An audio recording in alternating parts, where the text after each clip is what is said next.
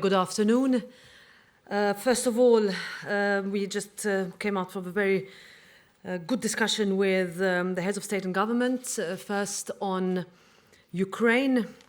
The latest events in Russia have raised a number of questions. First, relating to the internal dynamics of Russia, its effects on the invasion of Ukraine and on European security as a whole. However, what we can be certain about is that Ukraine must remain our number one priority. Our policies are working. Putin is weaker and Ukraine is efficiently fighting back. In this respect, we welcome the 11th package of sanctions and the additional 50 billion euros in support for Ukraine's reconstruction as announced last week. And we must keep our promises on opening negotiations. Ukraine's efforts on reforms have been extraordinary, even and especially in times of war. And if the reform criteria have been sufficiently met, we need to respond. And I remain optimistic that this can still be achieved this year. Secondly, on the MFF revision, we need to put our money where our mouth is. If we want to increase our support for Ukraine, we want to help our companies to adjust to the twin transitions and be competitive. If we want to cushion the economic and social impact on people and to step up on migration, we need to adapt our long-term EU budget to reflect our current reality. On top of this, we have loans that need to be repaid, now with much higher interest rates, and this is eating into the EU budget. And the European Parliament has been consistent in saying that this should be resolved by moving ahead with new own resources. On all this, the European Parliament will be a responsible partner. A lot will fall on the Council. Some of these decisions will require unanimity. So there will be a question of whether there is political will or not. Finally, on the upcoming elections, there are still 177 files open on the table, legislative. Not all equally urgent, but one particularly urgent is the migration files. Migration cannot be instrumentalized. We owe it to our citizens to find an agreement before the election. We need to find a way forward that is just and humane with those in need of protection, that is fair and firm with those who are not eligible, and with the latest tragedies in mind, particularly strong with traffickers preying off the most vulnerable people on our planet. These were the 3 points that the discussion mostly focused on, so I'm ready to take your questions now. Thank you very much. Ian Johnson, the Financial Times. Just a question on the nature restoration law. The EPP summit statement says that the group wants a regulatory pause which takes absorption capacity into account. I understand those in the room supported this. You're a member of this grouping. What's your view on that? And what does this also mean for President von der Leyen, who's also a member of the EPP grouping? So I'm here as President of the European Parliament, and I can answer you also as I have had a lot of discussions with the Prime Ministers on this.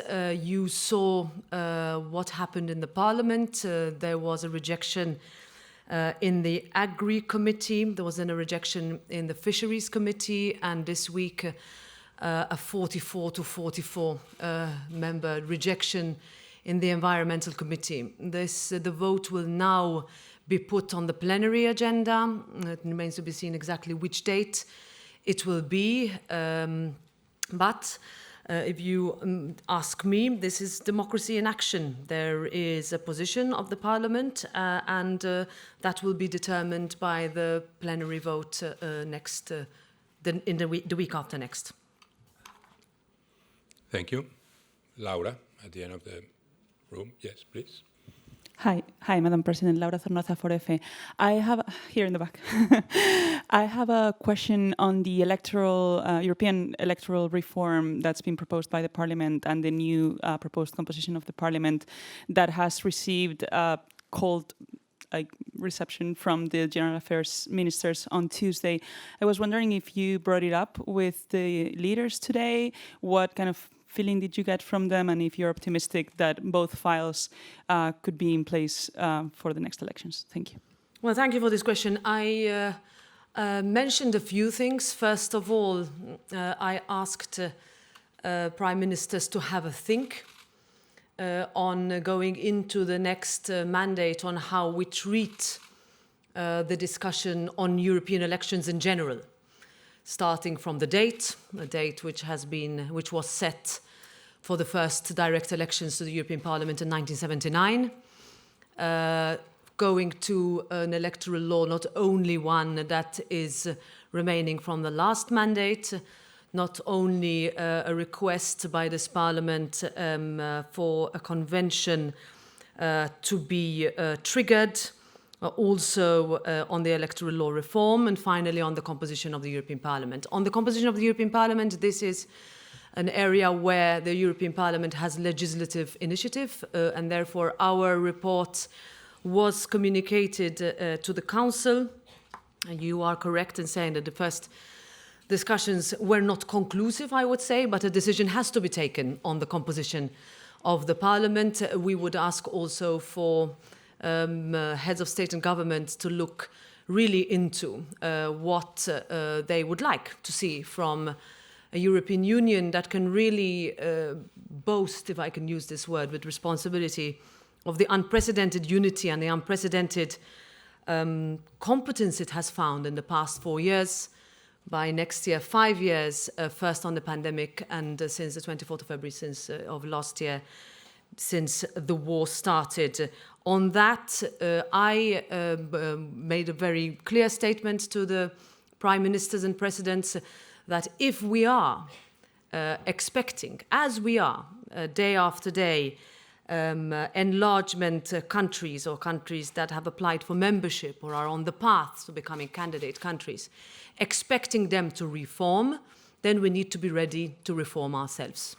And it is within that context that I closed my debate with the prime ministers, with asking them to reflect and asking them to come back with a response on the composition of the parliament as soon as possible. Because if numbers of seats need to be added in certain countries, then this would also mean a change of the national electoral laws, and that requires time and planning by both state and political authorities.